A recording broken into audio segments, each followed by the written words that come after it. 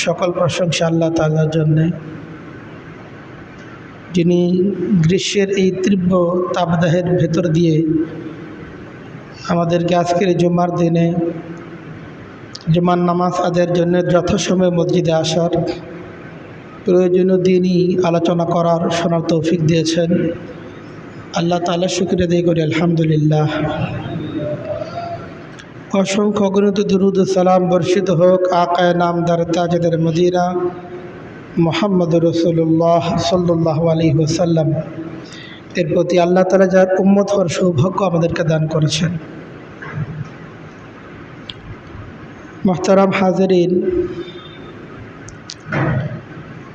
দিন রাতের যে পরিবর্তন, দিনের পর রাত আসে, রাতের পর দিন আসে,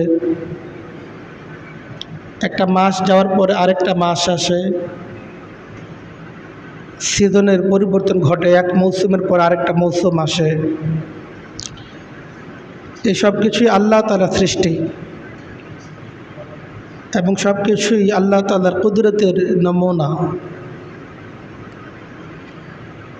বর্তমানে গ্রীষ্মকাল চলতেছে, বৈশাখ মাস চলতেছে। বৈশাখ মাসের তীব্র তাপদাহ আমরা লক্ষ্য করতেছি। এটা আল্লাহ তাআলার সৃষ্টি এবং নিশ্চয়ই আল্লাহ তাআলার প্রত্যেকটা সৃষ্টির মাঝে আল্লাহ তাআলার কুদরতের নমুনা, কুদরতের দলিল আছে, মানুষের জন্য শিক্ষা এবং উপদেশ আছে। পবিত্র কোরআন কারীমের মাঝে আল্লাহ তাআলা বলেন, ইন্না ফি খালকিস সামাওয়াতি ওয়াল আরদি ওয়াখতিলাফিল লাইলি ওয়ান নাহারি লাআয়াতিন লিউলিল আলবাব। আল্লাহ বলেন, দিন রাতের পরিবর্তন, দিন রাতের সৃষ্টি, না ফি খালকিস সামাওয়াতি ওয়াল আরদ, আসমান জমিনের সৃষ্টি, দিন রাতের পরিবর্তন, মৌসুমের পরিবর্তন, সিজনের পরিবর্তন, এগুলোর মাঝে আয়াতাল লিউলিল আলবাব, যারা জ্ঞানী, যাদের মাঝে জ্ঞান আছে, তাদের জন্য অনেক দলিল আছে, অনেক উপদেশ রয়ে গেছে। এর জন্য বর্তমানে যে সময়টা চলতেছে অত্যন্ত কঠিন সময় চলতেছে, আমরা জানি। তীব্র গরম চলতেছে। পৃথিবীর অনেক দেশ এমন আছে যেখানে সারা বছর মানুষকে গরম ভোগ করতে হয়। আবার অনেক দেশ এমন আছে সারা বছর তাদেরকে শীত ভোগ করতে হয়। আলহামদুলিল্লাহ, আল্লাহ তাআলার অশেষ শুকরিয়া যে আল্লাহ তাআলা আমাদেরকে এমন একটি দেশ আমাদেরকে জন্মদান করেছেন। এই দেশটাকে বলা হয় ষড়ঋতুর দেশ। এখানে মৌসুমের মাঝে অনেক বৈচিত্র্য রয়েছে, অনেক পরিবর্তন। সব দেশে কিন্তু এই পরিবর্তনটা নাই। অনেক দেশে সিজন 2টা, কোনো জায়গায় সিজন হয় 4টা, আরব অঞ্চলে সিজন হয় 4টা। কিন্তু আলহামদুলিল্লাহ, আল্লাহ তাআলা শুকরিয়া যে আল্লাহ তাআলা আমাদেরকে এমন একটি চমৎকার দেশ দান করেছেন, যেই দেশের সিজনের মধ্যে বেশ বৈচিত্র্য রয়ে গেছে এবং যেটা মানুষের দেহের সাথে অত্যন্ত ভারসাম্যপূর্ণ। যে পরিবেশে, যে আবহাওয়ার মাঝে বসবাস করা, এটা মানুষের জন্য অত্যন্ত সুখের। নিশ্চয়ই এটা আল্লাহ তাআলার পক্ষ থেকে আমাদের জন্য অনেক বড় নেয়ামত। আমাদের গরম যত বেশি হোক, সেটা কখনোই সহ্যের সীমাকে ছাড়িয়ে যায় না। বিভিন্ন অঞ্চলে যেমনটা আমরা শুনে থাকি, হয়ে থাকে। আবার আমাদের দেশে যখন শীতও হয়, তখন এতটা শীত পড়ে না যে বরফ পড়তে থাকে, মানুষের ধারণ ক্ষমতা, সহ্য ক্ষমতার বাইরে, এমনটা না। মধ্যপ্রাচ্যের অঞ্চলগুলো কি পরিমাণ গরম, কি পরিমাণ উষ্ণ আবহাওয়া মানুষের। আবার ইউরোপের কিছু এলাকা কি পরিমাণ শীত, বছরব্যাপী বরফ পড়তে থাকে। কিন্তু আলহামদুলিল্লাহ, আল্লাহ তাআলা শুকরিয়া যে আল্লাহ তাআলা আমাদেরকে ষড়ঋতুর দেশ দান করেছেন। আমাদের পরিবেশ, আমাদের আবহাওয়া, এর মাঝে যে বৈচিত্র্য দান করেছেন, এটা আমাদের দেহের সাথে, মানুষের শরীরের সাথে অত্যন্ত সংগতিপূর্ণ। এজন্য আমাদের অবশ্যই আল্লাহ তাআলা শুকর আদায় করা চাই, আলহামদুলিল্লাহ। তবে সাম্প্রতিককালে আমরা লক্ষ্য করতেছি বিশ্বের বিভিন্ন অঞ্চলে তাপমাত্রার সাথে পাল্লা দিয়ে আমাদের দেশের তাপমাত্রাও ক্রমান্বয়ে বাড়তেছে। উষ্ণায়ন সারা পৃথিবীতেই বাড়তেছে, সারা পৃথিবীর তাপমাত্রাই ধীরে ধীরে বাড়তেছে। পৃথিবীর বায়ুমণ্ডল ধীরে ধীরে উষ্ণ হচ্ছে, হিমবাহগুলো ধীরে ধীরে গলে যাচ্ছে, সমুদ্র পৃষ্ঠের উচ্চতা বেড়ে যাচ্ছে, সমুদ্র তীরবর্তী এলাকাগুলোতে বিভিন্ন রকম সাইক্লোন, জলোচ্ছ্বাস, নানা রকম দুর্যোগ এটা আঘাত করতেছে, বাড়তেছে। আমাদের এই দেশেও যেখানে গ্রীষ্মকালে সাধারণত গড় তাপমাত্রা 32 থেকে 33 ডিগ্রি সেলসিয়াস ইতিপূর্বে ছাড়িয়ে যায়নি, অথচ এবছর আমরা লক্ষ্য করতেছি বাংলাদেশের গড় তাপমাত্রা প্রায় 35 থেকে 37 ডিগ্রি সেলসিয়াস হয়ে যাচ্ছে। তো এই কথার দলিল যে সময়ের মধ্যে পরিবর্তন আসতেছে, সিজনের মধ্যে পরিবর্তন আসতেছে, আবহাওয়ার মধ্যে পরিবর্তন আসতেছে, আসমান জমিনের সৃষ্টি এবং এর বৈচিত্র্যের মাঝে পরিবর্তন আসতেছে। এই যে তীব্র তাপদাহ চলতেছে, গরম চলতেছে, তো এই সমস্ত সময়গুলোতে একজন মুমিনের অনুভূতি কেমন হওয়া চাই? এ ব্যাপারে ইসলামের অবস্থানটা কি, শরীয়তের দৃষ্টিভঙ্গি কি? এই জাতীয় মৌসুমগুলো আমাদেরকে কিসের দিকে ইঙ্গিত দিয়ে যায়, আমাদেরকে কোন দিকে দৃষ্টি আকর্ষণ করতে চায়, এটা আমাদের জানা দরকার না? গুরুত্বপূর্ণ একটি বিষয় হচ্ছে এই, একজন মুমিন মাত্র বিশ্বাস করে যা কিছু ঘটে তা আল্লাহ তাদের পক্ষ থেকেই ঘটে। যা কিছু হয় সব কিছু আল্লাহ তাআলার পক্ষ থেকেই হয়, সব কিছু আল্লাহ তাআলার সৃষ্টি। গ্রীষ্ম এটাও আল্লাহ তাআলার সৃষ্টি, বর্ষা এটাও আল্লাহ তাআলার সৃষ্টি, শীত আল্লাহর সৃষ্টি, বসন্ত আল্লাহর সৃষ্টি, শরৎ হেমন্ত সব আল্লাহ তাআলার সৃষ্টি। কোনো একটা সিজনে বসবাস করা, কোনো একটা সিজন আমার কাছে ভালো লাগে বা না লাগে, আমার সেটা সেই সময়ে জীবনযাপন করা কষ্টকর হয়ে যাক বা না যাক, আমাকে বুঝতে হবে সব কিছু আল্লাহ তাআলার সৃষ্টি, সব কিছু আল্লাহ তাআলার পক্ষ থেকেই। কাজে আল্লাহ তাআলার সৃষ্টির বিরুদ্ধে কোনো বিষোদ্গার করা, এটা করার কোনো সুযোগ একজন মুমিনের জন্য নাই। অনেকে বিরক্ত হয়ে যায়, ভাল লাগে না আর গরম, কেন আল্লাহ তাআলা গরম দিল, বলে কি বলে না? বলে। কিছু মানুষের গরমের প্রতি বিরক্তি, আবার ঠান্ডা সর্দি কাশির রোগী তাদের শীতের প্রতি বিরক্তি, আবার অনেক মানুষ বর্ষাকাল সহ্য করতে পারে না, এত বৃষ্টি কেন হয়, রাস্তাঘাট কাদামাটিতে পরিণত হয়ে যায়। কিন্তু একজন মুমিন তার জন্য সময়টা উপযোগী হোক বা অনুপযোগী হোক, তার প্রতিকূল হোক বা অনুকূল হোক, যেহেতু সব কিছু আল্লাহ তাআলার পক্ষ থেকেই, কাজেই কোনো সময়কে সে দোষারোপ করবে না। একজন মুমিনের জন্য সময়কে দোষারোপ করার কোনো সুযোগ নাই। আল্লাহ তাআলা বলেন, লা তাসুব্বুদ দাহরা ওয়া আনাদ দাহর। আল্লাহ বলেন যে সময়কে তোমরা গালি দিও না, মৌসুমকে তোমরা গালি দিও না, কারণ এই সমস্ত মৌসুম আমার সৃষ্টি, সময় এটা আমার সৃষ্টি। কাজে একজন মুমিনকে এটা বুঝতে হবে। হ্যাঁ, একটা সিজনে আমি কীভাবে সুন্দরভাবে বসবাস করতে পারি সেটার জন্য আমি চেষ্টা করব, ফিকির করব, কিন্তু একটা মৌসুম আমার যতই প্রতিকূল হোক না কেন, আমার জন্য সেই মৌসুমটা যতই অসুবিধা বয়ে আনুক না কেন, আমি আমার জবান দ্বারা এমন কোনো শব্দ উচ্চারণ করতে পারি না যেটা আল্লাহ তাআলা নারাজির কারণ হয়ে যায়, আল্লাহ তাআলার অসন্তুষ্টির কারণ হয়ে যায়। আল্লাহ তাআলার সৃষ্টি এবং সিদ্ধান্তের প্রতি আমার বিরূপ মন্তব্য, আমার পক্ষ থেকে বিষোদ্গার প্রকাশ পায়, এমন কোনো মন্তব্য করার সুযোগ একজন মুমিনের জন্য কোনো অবস্থাতেই নেই। কাজেই একজন মুমিনকে সর্বান্তকরণে আল্লাহ তাআলার সিদ্ধান্তের প্রতি শ্রদ্ধাশীল হতে হবে এবং নিজের আচরণ বা উচ্চারণে এমন কোনো কথা, এমন কোনো আচরণ প্রকাশ করা যাবে না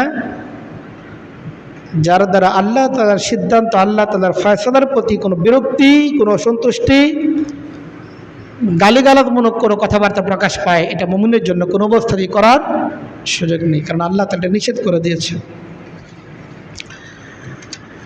একজন মুমিনের জন্য করণীয় দ্বিতীয় বিষয় যেটা, সেটা হচ্ছে এই যে আবহাওয়ার ভারসাম্য ধীরে ধীরে নষ্ট হয়ে যাচ্ছে। আমাদের দেশের আবহাওয়াগুলো কত চমৎকার আবহাওয়া ছিল, কিন্তু ক্রমান্বয়ে অন্যান্য দেশের মতোই আমাদের দেশে উষ্ণতা বাড়তেছে। নানা দেশেই সিজনের কোনো দেখানোর আগের মতো মাত্রা জ্ঞান নাই। মানুষ এক সিজনের অপেক্ষায় থাকে, হয়ে যাচ্ছে উল্টো। যেই সমস্ত অঞ্চল মরু অঞ্চল ছিল, এগুলিতে ব্যাপক হারে বৃষ্টিপাত হচ্ছে। আবার যেই সমস্ত অঞ্চল পলিমাটির দেশ ছিল, নিয়মিত বৃষ্টি হইতো, নদী নালার দেশ ছিল আমাদের মতো দেশ, এই সমস্ত দেশের মধ্যে অনাবৃষ্টির কারণে খরা হয়ে যাচ্ছে, বিভিন্ন খাল বিল উজাড় হয়ে যাচ্ছে, নদী নালাগুলো শুকিয়ে যাচ্ছে। এই যে আবহাওয়ার এই পরিবর্তন, সিজনের এই যে পরিবর্তন, মৌসুমের এই যে পরিবর্তন, যেই পরিবর্তনগুলো মানুষের জন্য কষ্ট বয়ে আনে, এগুলো অনেক সময় হয়ে থাকে আল্লাহ তাআলার পক্ষ থেকে মানুষের জন্য আযাব হিসেবে হয়ে থাকে। যদি কাফের বেঈমান হয় তাহলে তো তার জন্য পুরোই আযাব। আর যদি মানুষ আল্লাহ তাআলার নাফরমানিতে লিপ্ত থাকে, সে যদি মুমিন হয়ে থাকে, তাহলে আল্লাহ তাআলার পক্ষ থেকে তার জন্য সতর্ক বার্তা, তার জন্য সাময়িক শাস্তি, যে বান্দা ফিরে আসো। শাস্তি দিয়ে আল্লাহ তাআলা মানুষকে ফিরে আসার জন্য আহ্বান করতে থাকেন। আবার কখনো আল্লাহ তাআলা অনুগত বান্দাদের জীবনে এমনটা হয়ে থাকে, তাদের জন্য এটা হচ্ছে পরীক্ষা। সর্বাবস্থায় সে আল্লাহ তাআলার সিদ্ধান্তের প্রতি শ্রদ্ধাশীল এবং আল্লাহ তাআলার হুকুম বাস্তবায়নে সে অনুরাগী থাকে কিনা আল্লাহ তাআলা দেখতে চান। তো আমাদের যে অবস্থা, আমাদের জন্য আমরা তখন বৃষ্টির অপেক্ষায় থাকি, আমরা অপেক্ষা করি বৃষ্টির জন্য, কিন্তু আমাদের কাজ, আমাদের কর্মকাণ্ডগুলো এমন কর্মকাণ্ড, আল্লাহ আমাদেরকে হেফাজত করেন, আমাদের উপর তো পাথর বৃষ্টি হওয়ার কথা।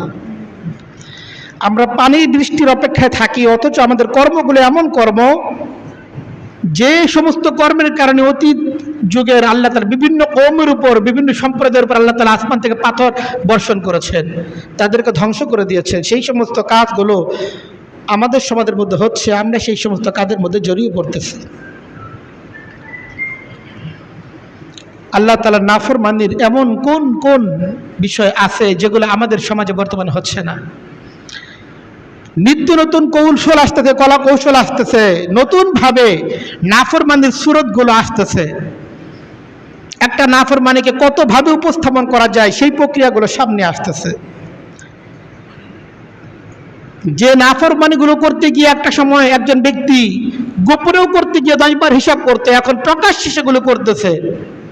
সমাজ এবং রাষ্ট্রের পৃষ্ঠপোষকতায় সেই সমস্ত নাফরমানগুলো প্রকাশ্যে দিবালোকে হইতেছে, কিন্তু এগুলোর প্রতি বিষোদ্গার করবে, প্রতিবাদ করবে কেউ তো দূরের কথা, সেগুলোর প্রতি মানুষ মজা উঠতেছে, বিনোদন উপভোগ করতেছে।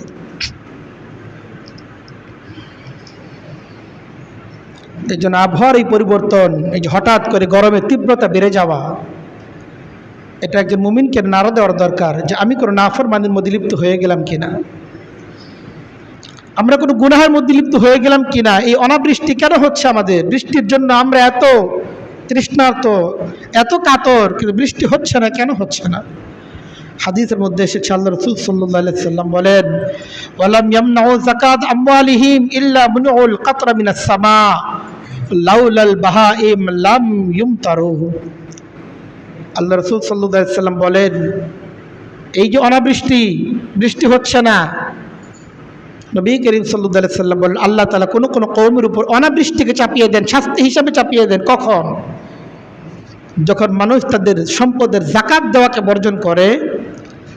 সম্পদশালীরা, কোনো সমাজের সম্পদশালী মুমিন সম্পদশালীরা যখন তাদের সম্পদের জাকাত দেওয়া থেকে বিরত থাকে, আল্লাহ তাআলা তাদের উপর অনাবৃষ্টির শাস্তি থেকে চাপিয়ে দেন। শুধুমাত্র চতুষ্পদ অবলা প্রাণীরা যদি না থাকতো, নির্বাক প্রাণীরা যদি না থাকতো, আল্লাহ তাআলা বৃষ্টিকে এমনভাবেই বন্ধ করে দিতেন, কোনোদিন আর এক ফোঁটা বৃষ্টি বর্ষিত হতো না। কিন্তু শুধুমাত্র আল্লাহ তাআলা অন্যান্য প্রাণীকুলের স্বার্থে, অন্যান্য প্রাণীকুলের প্রতি রহম বশত আল্লাহ তাআলা বৃষ্টি দান করতেছেন। অন্যথায় সমাজের সম্পদশালীদের যাকাত দেওয়ার ব্যাপারে যে অনাগ্রহ, যাকাত দেওয়ার প্রতি তাদের যে অনাগ্রহ, আল্লাহ তাআলা মানুষের থেকে বৃষ্টিকে বন্ধ করে দিতেন। এভাবেই প্রত্যেকটা দুর্যোগ, প্রাকৃতিক যে বিভিন্ন রকম দুর্যোগ আসে, আসমানি বালা আসে, মুসিবত আসে, এটা অনেকাংশে মানুষের কোনো না কোনো নাফরমানির কারণেই এসে থাকে। অনেকগুলোই, সব ক্ষেত্রে না, অনেক ক্ষেত্রে এগুলো হয়ে থাকে মানুষের নাফরমানির কারণে আল্লাহ তাআলার পক্ষ থেকে আযাব, গজব এগুলো এসে থাকে। কাজেই আমাদের বোঝা দরকার, আমরা যদি কোনো নাফরমানির মধ্যে থেকে থাকি, এবং আমরা তো নাফরমানির মধ্যেই আছি, এই সমস্ত সময়গুলোতে বিশেষভাবে আল্লাহ তাআলার প্রতি আমাদের মনোযোগী হওয়া দরকার। আল্লাহ তাআলার কাছে খাঁটি দিলে তওবা করা দরকার, ইস্তেগফার করা দরকার যে আমরা ভুল করছি, আল্লাহ সেই গুনাহগুলিকে বর্জন করা, এবং সেটা ব্যক্তি বিশেষে করার দ্বারা হবে না। একটা সম্মিলিত অপরাধের কাফফারা একজন বা দুইজন ব্যক্তির তওবার মাধ্যমে সেই সমস্যার সমাধান হয় না। গোটা সম্প্রদায় আল্লাহ তাআলার কাছে তওবা করা দরকার, রাষ্ট্রীয়ভাবে তওবার ব্যবস্থা করা দরকার। যে ভয়ানক অপরাধের মধ্যে সমাজ এবং রাষ্ট্র ধীরে ধীরে অগ্রসর হইতেছে, সেটা আমাদের জন্য নানা রকম বালা মুসিবতকে টেনে আনতেছে। কাজেই সামাজিকভাবে, রাষ্ট্রীয়ভাবে, দলবদ্ধভাবে তওবা করা দরকার। এক একটা পরিবার তওবা করা দরকার, একটা সমাজ তওবা করা দরকার, এলাকা ভিত্তিক তওবার আয়োজন করা দরকার, তওবার গুরুত্ব আলোচনা করা দরকার, অন্তরের মধ্যে নিজের পাপের প্রতি অনুশোচনা, বিগত সময়ের যে অপরাধ, এটার প্রতি লজ্জা দিনের মধ্যে আসা দরকার, এবং সেই গুনাহগুলিকে বর্জন করা দরকার। মানুষ যখন ইস্তেগফার করে, তওবা করে, আল্লাহ তাআলার ওয়াদা আছে, আল্লাহ তাআলা তাদের জন্য অনাবৃষ্টির যে খরা সেটাকে আল্লাহ তাআলা কাটিয়ে দিবেন। হযরত সাইয়্যিদনা নূহ আলাইহিস সালাতু ওয়াস সালাম তার সম্প্রদায়কে বলেছিলেন, যখন আল্লাহ তাআলা নূহ সম্প্রদায়ের উপর অনাবৃষ্টির শাস্তি চাপিয়ে দিলেন তাদের নাফরমানির কারণে, নূহ আলাইহিস সালাতু ওয়াস সালাম তার কওমকে বলেছিলেন, ফাকুলতু ইস্তাগফিরু রাব্বাকুম, হে আমার কওম, তোমরা আল্লাহ তাআলার কাছে তওবা করো, আল্লাহ তাআলার কাছে ক্ষমা প্রার্থনা করো, ইন্নাহু কানা গাফফারা, নিশ্চয় আল্লাহ তাআলা বড় ক্ষমাশীল। তোমার নাফরমানির পরিমাণ যত হোক না কেন, আল্লাহ তাআলার ক্ষমা করার, এটা আল্লাহ তাআলার ক্ষমা এর চেয়ে বড় আছে ইনশাআল্লাহ। কাজেই তোমরা আল্লাহ তাআলার কাছে ইস্তিগফার করো, আল্লাহ তাআলার কাছে তওবা করো। ইউরসিলিস সামা আলাইকুম মিদরারা, আল্লাহ তাআলা তোমাদের জন্য আসমান থেকে মুষলধারে বৃষ্টি বর্ষণ করবেন। তোমরা যে অনাবৃষ্টির কারণে আযাব ভোগ করতেছো, শাস্তি ভোগ করতেছো, আল্লাহ তাআলা সেই শাস্তিকে তোমাদের থেকে দূর করে দেবেন। ইউরসিলিস সামা আলাইকুম মিদরারা, আল্লাহ তাআলা তোমাদের জন্য মুষলধারে বৃষ্টি বর্ষণ করবেন, যেটা তোমাদের জন্য পরিমিত পরিমাণ হবে, আবার সেটা অতিবৃষ্টির কারণে হয়ে যাবে না। অনেক সময় অতিরিক্ত বৃষ্টি সেটাও মানুষের জন্য ক্ষতিকর হয়ে থাকে। এই যে নূহ আলাইহিস সালাম ইউরসিলিস সামা আলাইকুম মিদরারা, আল্লাহ তাআলা তোমাদের জন্য এমন মুষলধারে বৃষ্টিপাত করবেন যেটা তোমাদের জন্য পরিমাণ মতো হবে। আরও তিনি বলেন, ওয়ায়ুমদিদকুম বিআমওয়ালি ওয়া বানিনা, আল্লাহ তাআলা তোমাদেরকে সম্পদে এবং তোমাদের সন্তান সন্ততি তোমাদেরকে সমৃদ্ধি দান করবেন।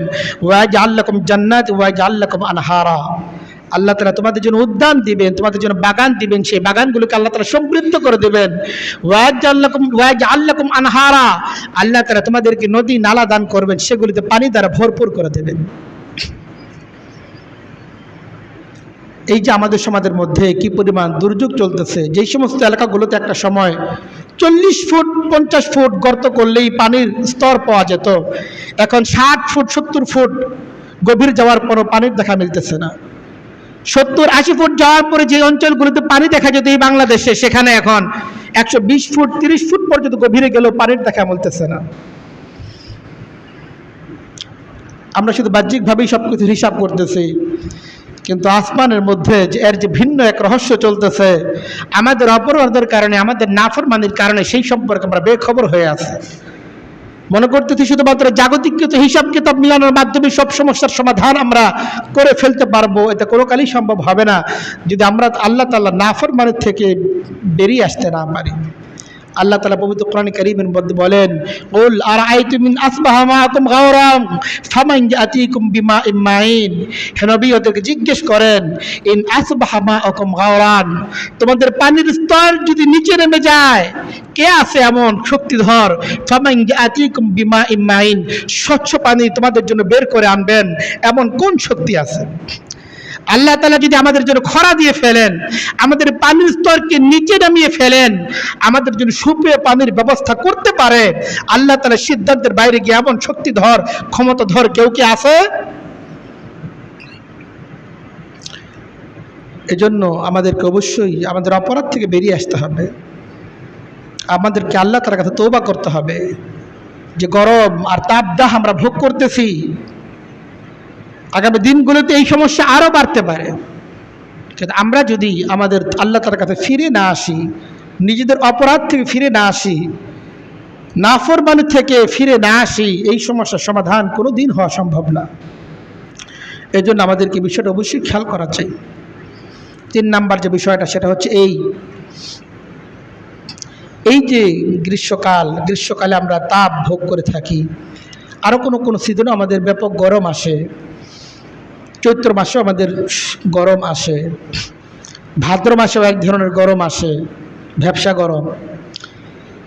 এই জাতীয় গরমগুলো যেন আমাদেরকে আখিরাতের কথাকে স্মরণ করিয়ে দেয়। আখিরাতের উষ্ণতা এর চেয়ে বড় উষ্ণতা হবে। হাসরের ময়দানের উষ্ণতা, হাসরের ময়দানের তাপদাহ, হাসরের ময়দানের যে গরমি, এটা এর চেয়ে অনেক বেশি গরম হবে। জাহান্নামের গরম, এটা এর চেয়ে অনেক বেশি গরম হবে। আমাদের তো বর্তমানে বাংলাদেশে সর্বোচ্চ তাপমাত্রা উঠছে হচ্ছে 42 ডিগ্রি, কিছু বেশি যশোর, চুয়াডাঙ্গা ইত্যাদি এলাকাগুলোতে। তাতে করে রাস্তার পিচ গলে যাচ্ছে। পৃথিবীর ইতিহাসে সবচেয়ে সর্বোচ্চ তাপমাত্রা যেটা রেকর্ড করা হয়েছে প্রায় 100 বছর আগে, 1913 সালে আমেরিকার ক্যালিফোর্নিয়া অঞ্চলে 56 ডিগ্রি কিছু বেশি সেলসিয়াস তাপমাত্রা উঠেছিল। এই যে তাপমাত্রা, পৃথিবীর তাপমাত্রা, এর মৌলিক উৎস হচ্ছে সূর্য। আমরা জানি সূর্য হচ্ছে পৃথিবীর যে তাপমাত্রা বাড়ে কমে, বিভিন্ন অঞ্চলে এর যে পার্থক্য হয়ে থাকার একটা মৌলিক কারণ, একাধিক কারণ আছে, কিন্তু এর মধ্যে সবচেয়ে বেশি মৌলিক কারণ যেটা, সেটা হচ্ছে সূর্য।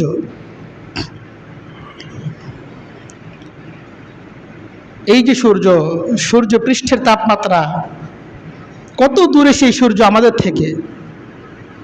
প্রায় 9,30,00,000 মাইল দূরে যে সূর্য আমাদের থেকে অবস্থান করতেছে, যেই সূর্যের পৃষ্ঠের তাপমাত্রা হচ্ছে প্রায় 5,500 ডিগ্রি সেলসিয়াস। আপনি ভাবতে পারেন, আমাদের তো মাত্র 40-42 ডিগ্রি সেলসিয়াস সর্বোচ্চ তাপমাত্রা হয়ে থাকে। সূর্যের বাইরের তাপমাত্রা, পৃষ্ঠের তাপমাত্রা 5,500 ডিগ্রি সেলসিয়াস, আর সূর্যের কেন্দ্রের তাপমাত্রা হচ্ছে 1.5 কোটি ডিগ্রি সেলসিয়াস। এত দূর থেকে সূর্য যখন তার তাপকে সামান্য একটু বিকিরণ করে, পৃথিবীতে আমাদের নাভিশ্বাস উঠে যায়। বাইরে কিছুক্ষণ দাঁড়িয়ে থাকা অসম্ভব হয়ে দাঁড়ায়। ঘরের মধ্যে টিকে থাকা পর্যন্ত আমাদের জন্য কষ্টকর হয়ে দাঁড়াচ্ছে। কিন্তু একদিন তেমন আসবে, সূর্য যেদিন মানুষের একেবারে নিকটবর্তী অবস্থান করবে। হাদিসের মধ্যে এসেছে, আল্লাহ রাসূল সাল্লাল্লাহু আলাইহি সাল্লাম বলেন, ইউদনা শামসু, সূর্যকে নিকটবর্তী করা হবে, একদিন আসবে।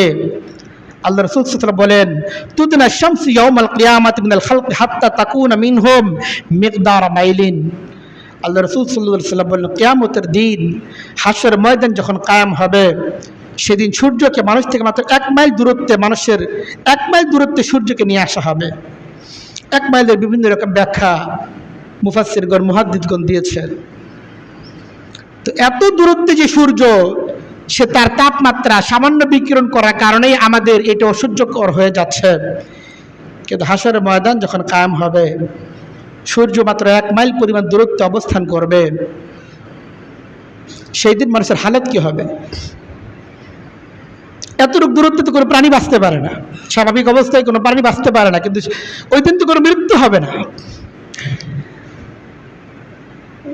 সে বাচ্চাটা কত বেশি কষ্টকর হবে, এত অসহ্য যন্ত্রণা, যেটা জ্বলে পুড়ে সারখার হয়ে যাওয়ার মতো ব্যাপার, নিশ্চিহ্ন হয়ে যাওয়ার মতো ব্যাপার। কিন্তু আল্লাহ তাআলা মৃত্যু কথা শেষ করে দেবেন, মৃত্যু ঘটবে না সেদিন।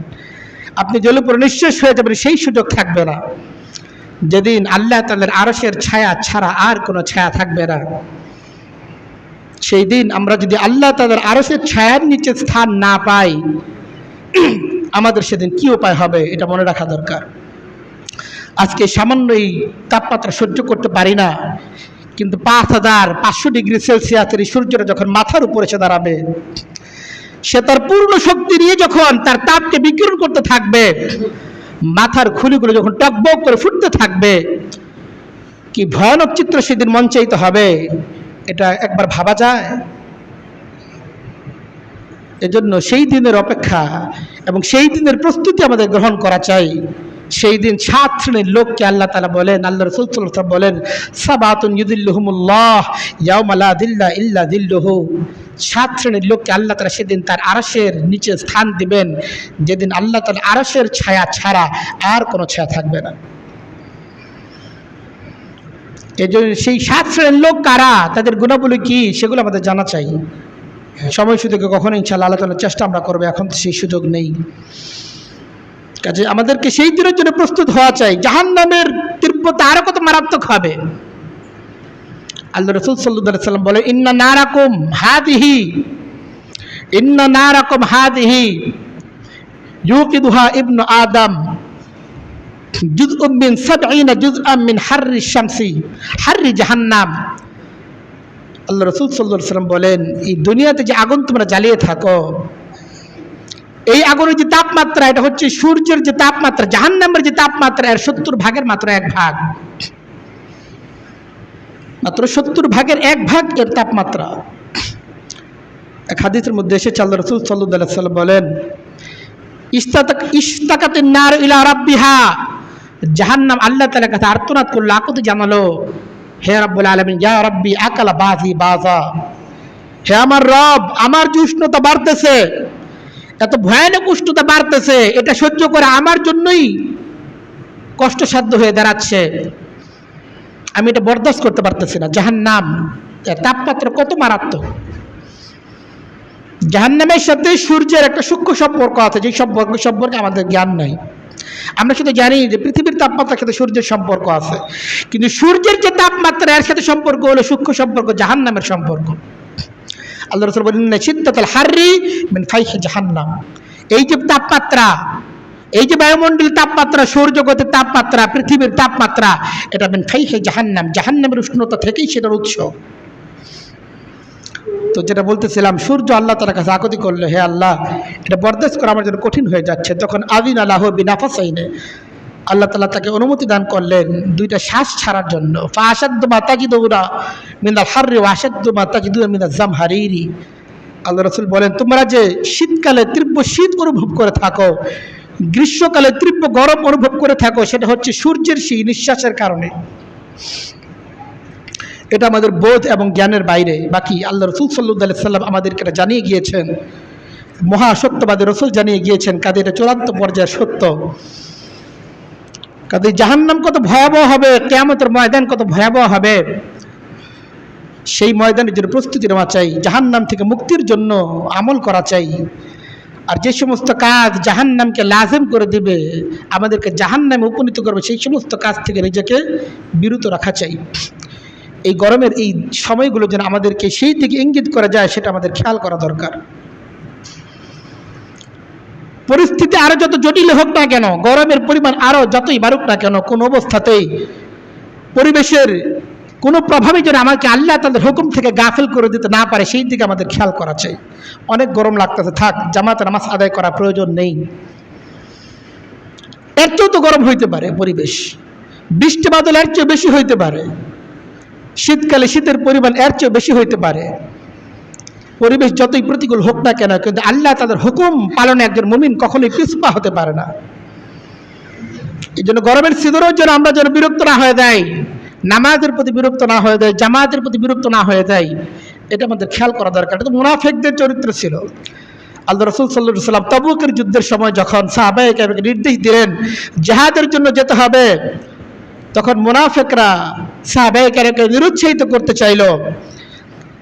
তারা বলতে চাইল যে এই লা তানফিরু ফিল হাররি, এত গরমের মধ্যে তোমরা বের হইও না। আল্লাহ তাআলা তখন তাদেরকে বললেন, কুল, হে নবী আপনাদেরকে জানিয়ে দিন, নার জাহান্নাম আশাদ্দু হাররা, জাহান্নামের আগুন তো এর চেয়েও বেশি উষ্ণ, এর চেয়েও বেশি গরম। দুনিয়াতে আল্লাহ তাআলার হুকুম পালন করতে পারে না, এই সামান্য গরমের কারণে জাহান্নামের আগুন থেকে তাহলে কিভাবে বাঁচতে পারবে? এজন্য পরিবেশ পরিস্থিতি যাই হোক না কেন, আল্লাহ তাআলার হুকুম থেকে যেন আমরা গাফেল হয়ে না যাই, বরং এই সংকটকালে আমরা যেন আল্লাহকে আরো বেশি স্মরণ করি, আল্লাহ তাআলার হুকুমের প্রতি আরো বেশি মনোযোগী হই। আল্লাহকে রাজি এবং খুশি করা ছাড়া আমাদের সমস্যার সংকট এটা কোনোভাবেই কমতে পারে না। হাদিসের মধ্যে এসেছে, সুমু ইয়াওমান শাদীদান হাররুহু লিহাররি ইয়াওমান নুশুর। আল্লাহ রাসূল সাল্লাল্লাহু আলাইহি সাল্লাম বলেন, সম্ভবত আবু সাঈদ খুদরি রাদিয়াল্লাহু আনহু বা আবু দারদা রাদিয়াল্লাহু তাআলা থেকে বর্ণিত হাদিস, যে তোমরা গরমের দিন রোজা রাখো, জাহান্নামের আগুন থেকে যদি বাঁচতে চাও, কিয়ামতের ময়দানের উষ্ণতা থেকে যদি বাঁচতে চাও, তো যেই সিজনটা উষ্ণতা বয়ে আনে সেই সিজনে তোমরা রোজা রাখো, এই রোজা তোমাকে জাহান্নামের আগুন থেকে বাঁচিয়ে দেবে। হাদিসের মধ্যে আরো আসছে, ওয়াসাল্লু রাকাতান ফি যুলমাতিল লাইল লিযুলমাতিল কবর, আর কবর অন্ধকার থেকে যদি বাঁচতে চাও, রাতের অন্ধকার 2 রাকাত নামাজ আদায় করো, কবর অন্ধকার জগতে আলো জ্বালিয়ে দিবেন কে? আল্লাহ তাআলা জ্বালিয়ে দিবেন ইনশাআল্লাহ। এজন্য এই গরমের সময়টা আমাদের খেয়াল করা দরকার, যেন আমরা যেন আল্লাহ তাআলার হুকুম থেকে গাফিল না হই, আল্লাহ তাআলা যে ফরজ বিধান আছে এটা থেকে যেন গাফিল না হই, কোনো হারামের মধ্যে যেন আমরা জড়িয়ে না পড়ি, আমাদের খেয়াল করা দরকার। মৌলিক একটা বিষয় হচ্ছে এই, কখনো কখনো এই সমস্ত বালা মুসিবতগুলো আমাদের জাগতিক কিছু অপকর্মের কারণে, কর্মকাণ্ডের কারণে হয়ে থাকে। তো যেই সমস্ত অপকর্মের কারণে, যেই সমস্ত কর্মকাণ্ডের কারণে উষ্ণতাগুলো বাড়তেছে, আমাদেরকে অবশ্যই সেই সমস্ত কর্মগুলো থেকে ফিরে আসতে হবে। এটা আমরা বিশ্বাস করি এবং স্বীকার করতে আমরা বাধ্য।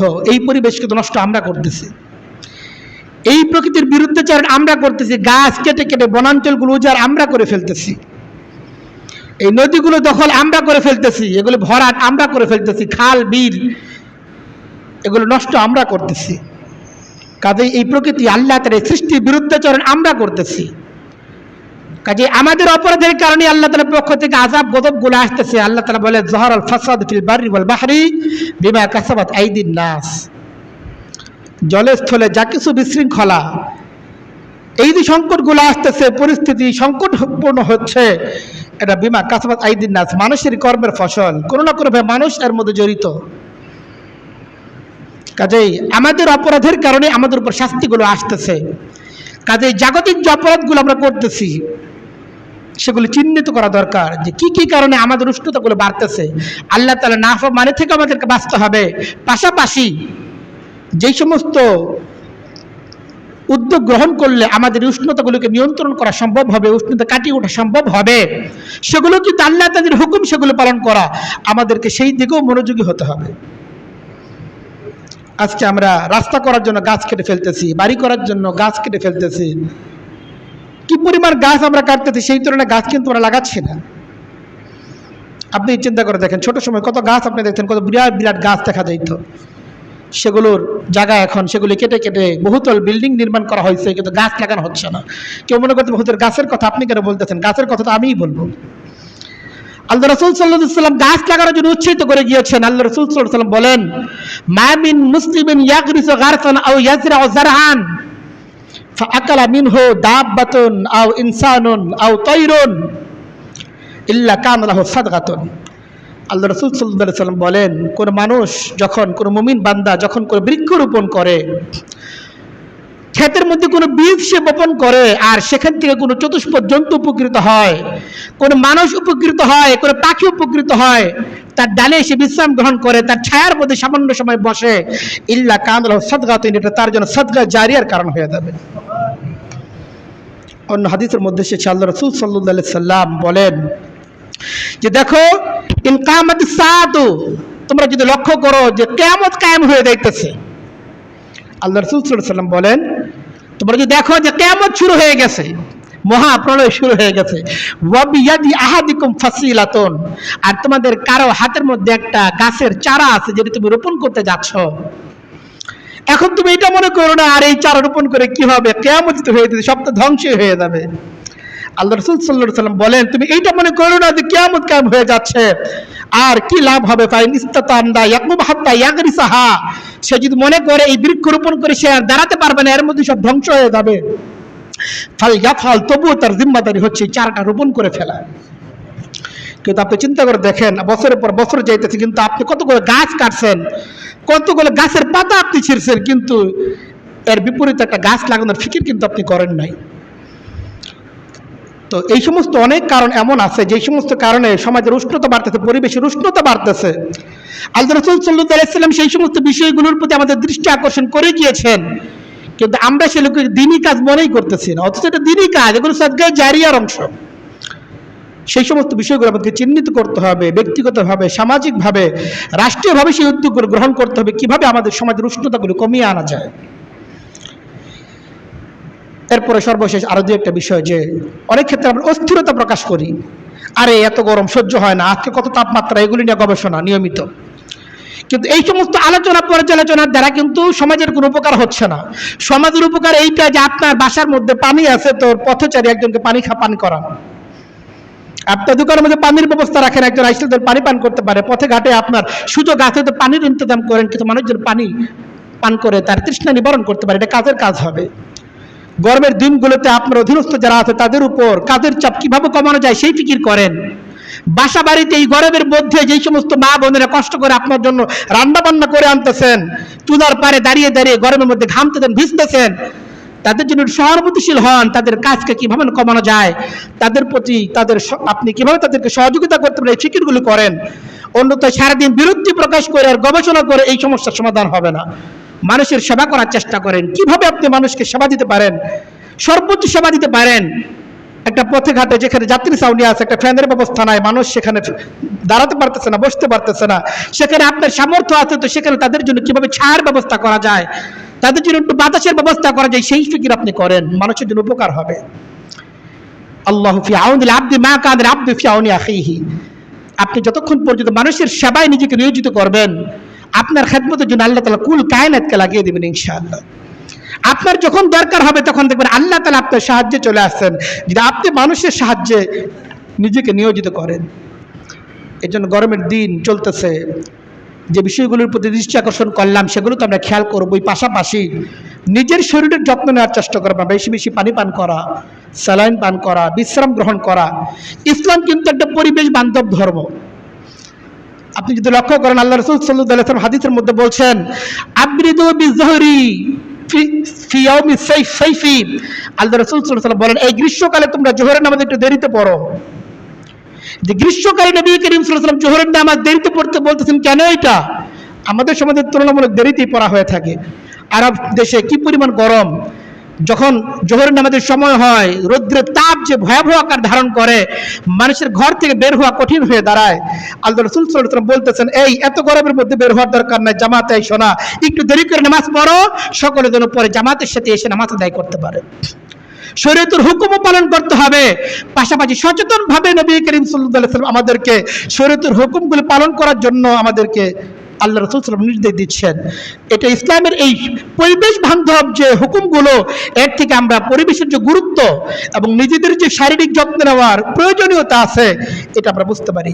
আল্লাহ তাআলা আমাদেরকে নাফরমানি থেকে বেরিয়ে আসার তৌফিক দান করেন, এবং যে সকল উষ্ণায়ন আমাদের সমাজের মধ্যে হইতেছে আমাদের সাধ্যের মধ্যে যেগুলো আছে সেগুলোর ব্যাপারে ব্যবস্থা গ্রহণ করার তৌফিক দান করেন, এবং সর্বাবস্থায় আল্লাহ তাআলার হুকুম যেন আমরা সঠিকভাবে পালন করতে পারি সেই তৌফিক দান করেন।